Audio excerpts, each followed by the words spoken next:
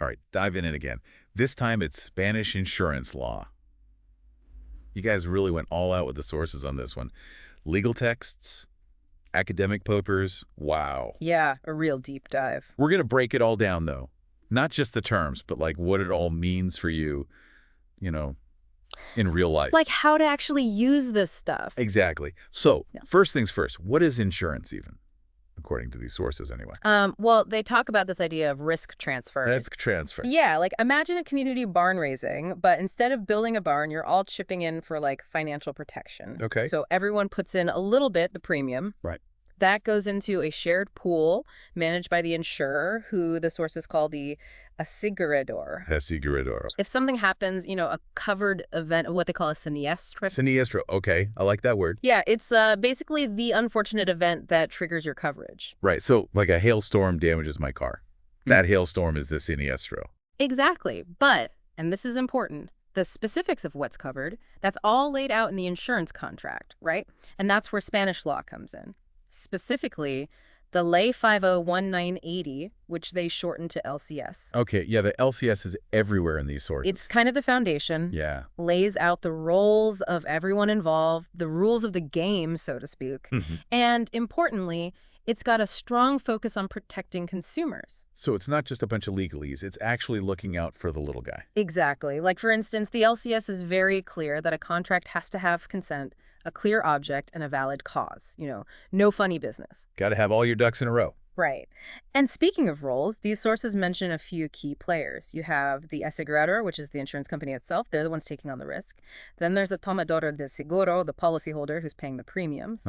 And then finally, the asegurado, the one actually covered by the insurance. Okay, so like a three-legged stool. Each part needs to be there. But I noticed they mentioned that the tomador del seguro, the policyholder, and the asegurado, the insured, aren't always the same person. Why is that? Right, good catch. Think of it like, say, a parent takes out life insurance on themselves, but it's for their child. To benefit their child, yeah. So the parent is the policyholder managing the contract, but the child is the one who'd actually receive the payout. Oh, I see. Makes sense. So like different needs, different relationships, all that. Exactly. And speaking of tailoring things, there are a few specific articles in the LCS that I think are really insightful. Article 10, for example, talks about the policyholder's duty to disclose information. Transparency, right. But how much do I have to tell them? Do they need to know everything about me? That's where it gets interesting. You are only required to answer the questions they ask in the questionario, their questionnaire. Oh, okay.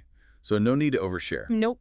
Now, intentionally withholding information, that's a different story. Yeah, I bet that could get you in trouble. It could void the contract or reduce your payout if you make a claim. Right. But as long as you answer honestly, you're good.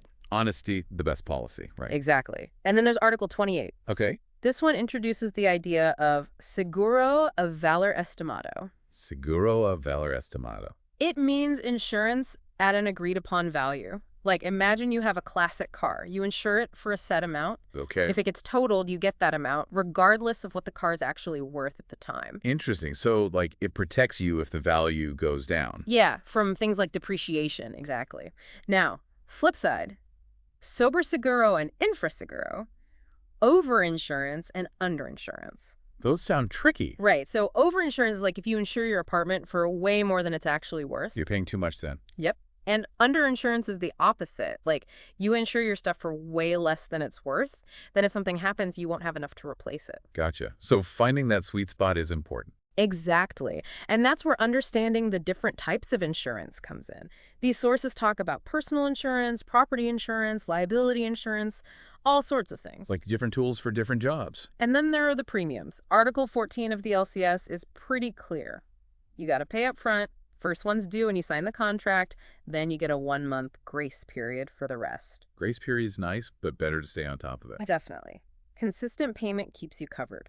And this goes back to a core principle we talked about earlier, indemnification. Indemnification, remind me. It means you can't profit from a loss. You can only be compensated for what you actually lost. No get-rich-quick schemes then. Nope.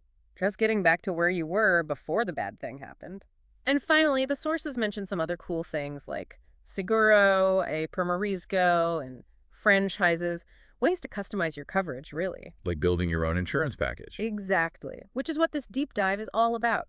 understanding your options so you can make informed decisions about your insurance in Spain. Awesome. We've covered a lot of ground, but we're not done yet, right? Not even close.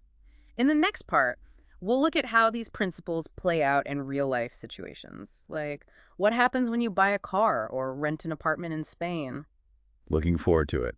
It's one thing to know the rules, but it's another to see how they actually work. Stay tuned. We'll be back to keep diving deep into Spanish insurance law. All right, so we've got the basics down, but let's get real, Like, say I'm finally taking the plunge, buying a car in Spain. What kind of insurance stuff do I need to deal with? Well, good news first. In Spain, everyone has to have at least basic insurance, third-party liability. Okay. So no matter what, if you cause an accident, the other person's damages are covered. Right, that makes sense. But what about my car? Like, if I want more coverage than just the bare minimum for my own vehicle. Then you'd want what they call seguro a todo riesgo. Seguro a todo riesgo. It basically means fully comprehensive, covers damage to your car, theft, fire, pretty much everything. Sounds pretty good. But I bet that comes with a price tag. It can, yeah. And that's where that the questionnaire comes in. Right, right. They use that to figure out how risky you are to insure, your age, your driving record, even what kind of car you have. So, like, if I'm a young driver with a fancy sports car? Yeah, you might be paying a bit more, but think about it this way. Let's say you've had your car for a while, and it's insured under that seguro of valor estimado, that agreed upon value. Oh, yeah? If your car gets totaled, you get that amount no matter what it's actually worth at that moment. So even if it's gone down in value because it's older? Exactly. But, flip side, if the value goes up, you don't get that extra. Interesting. Trade-offs, huh? Okay, what if I'm not buying? I'm renting. Like an apartment in Barcelona, let's say. Do I need insurance for that? Definitely. Renter's insurance is important. You'll want coverage for your belongings in case of theft, fire, water damage, all those unexpected siniestros. Right, right. Those things can happen anywhere. And this is where that indemnification principle comes back in. Okay. Remember, you can only be compensated for your actual losses. So if my old laptop gets damaged, they're not buying me a brand new one. They'll look at the actual value, age, condition, all that. No free upgrades then? Nope. And it's important to make sure you don't underestimate the value of your stuff, that infraseguro thing we talked about. Right, because if I insure it for too little and something happens. You might not have enough to replace everything. Good point. Okay, last thing, health insurance. Big one for anyone moving to a new country. Absolutely. So Spain has both public and private healthcare. Okay. The public system is generally good, but there can be waiting lists. Right. And that's where private insurance comes in. Quicker access to specialists, more choices. But I'm guessing there's a lot to consider when choosing a private plan. For sure. You really got to look at the coverage, what's included, what's not. Yeah. Does it fit your needs and your budget? Also, pay attention to the copagos. Those are like co-payments. Yep. And deductibles, coverage limits. Are there waiting periods for any pre-existing conditions? All that stuff. So reading the fine print is extra important. Definitely. It's your health, right? Don't be afraid to ask questions, compare plans. Makes sense. This is all super helpful, by the way. Feeling much more prepared to deal with insurance in Spain now. Glad to hear it.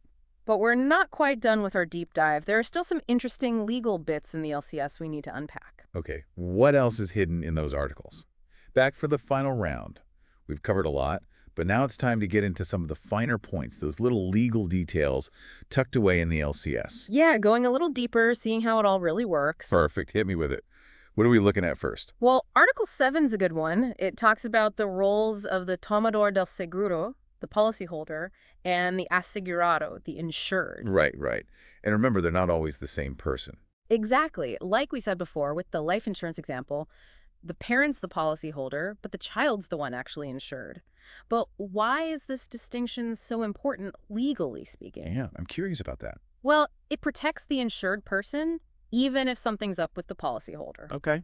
So let's say a business owner takes out liability insurance for their company. The owner's the policyholder, but the company's the insured. Now imagine there's a claim, but the owner, for whatever reason, doesn't cooperate with the insurer. That's not good. Right. But Article 7 makes it clear the insurer can't just refuse to pay out because the policyholder's being difficult. So the company is still protected. Exactly. It's about making sure the right people are covered no matter what. And while we're talking about protection, let's jump to Article 3. This one's all about the condiciones generales. Condiciones generales, right? The general conditions of the contract. The stuff we usually just skim over. Yeah, we've all been there. But Article 3 highlights some important stuff about them. Like what? Well, for one, they can't be detrimental to the insured party. No unfair clauses, no sneaky stuff. Okay, good to know. And they have to be written in plain language. Clear, concise, no legal jargon. So I can actually understand what I'm agreeing to. Exactly. And anything that limits the insured's rights has to be super clear, agreed to in writing, no hiding stuff in the fine print. No more blindly clicking accept then. Nope. You gotta read it. Yeah. Oh, and one more thing about the condiciones generales. They're actually overseen by the Spanish authorities. Someone's making sure the insurers are playing fair. Nice. Okay, how about Article 14? I know that one deals with the premium payments. Right. Article 14. It basically reinforces that you got to pay on time. Yeah. Premiums in advance, first one due right when you sign, then you get a 1-month grace period for the others. Grace period's helpful, but yes, staying on top of those payments is key. Definitely. Keeps your coverage going. And really, that brings us back to the main point of all of this. Which is? Understanding your insurance contract, your rights, your obligations, all of it. You've definitely made that clear. It's not just about signing, it's about knowing what you're getting into. Exactly. Whether it's the cuestionario, the condiciones generales, or knowing what to do when making a claim. Ask questions, get clarification. Don't be shy. Well, listeners, that's our deep dive into Spanish insurance law. Hopefully you're feeling a bit more equipped to navigate the insurance world now. Absolutely. Stay informed, stay protected, and until next time, happy insuring.